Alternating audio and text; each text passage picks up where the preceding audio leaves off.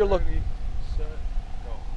looking at here is work that Cabot is conducting on the roads that we utilize within Susquehanna County.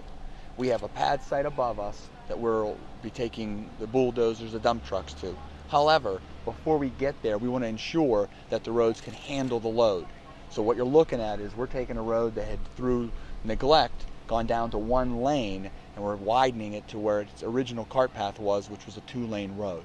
This work is being done by our contractor, GDS, who utilizes local employees to do this work.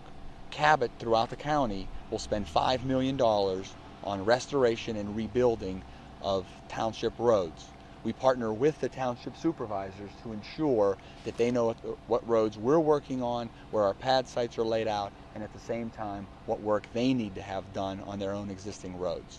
So it's a wonderful partnership with the township supervisors, and we want to, again, strive to leave it better than we found it. We believe this is an excellent example of how we're actually leaving it better than before. What it's going off is the line will then take it. It'll be measured and metered through the control box there.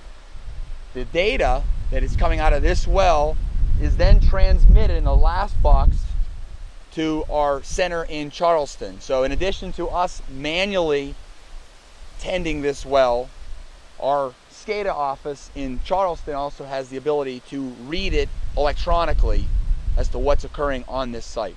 So they have another ability to call us out and say, could you find out what's going on with this well site? But that's what you have here. The gas as it comes out of the ground is, in the winter, more so, quite cold. So these white tanks are designed to make certain that the gas doesn't freeze off as it comes up and through into this pipeline. So they have a unit, they have a chemical that allows for the warming of the gas. Mainly it's an alcohol that we utilize. So what you're looking at, again, fully reclaimed, much smaller site. If you look again, the data gets transmitted. What you're looking at here in the 2 tanks are any water that comes back from the production is captured in the brine tanks. And that again is separated off, captured there, and those tanks are emptied as necessary. Each well is unique in the sense we haven't had a real solid understanding of how much water will come back from each one. Each one is different, but we would like to have a full understanding of how much water will come back, and then we can design the sites accordingly. If you need 1 tank or 2, and then again, this system's laid out.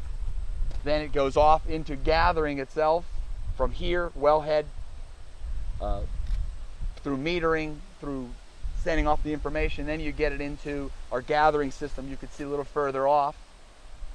We're then putting this gas into production, and if you look up, you'll see one yellow placard after another. That is the reclaimed right-of-way, taking the pipeline that's capturing this gas, taking it in to that pipeline, and then around the bend, as you saw on the way up here, there are several sites like this with one well drilled, and each of those gas is then pushed into the gathering system, and then we take that off to our Teal compressor station. And from Teal, it then goes into the Tennessee pipeline. So when we think about the change that has occurred here in Susquehanna, we're excited to have these units like this, or these sites like this, to show off, because this is ultimately the change that we're talking about. Yes, there is a lot of work that goes into it, but it truly is temporary.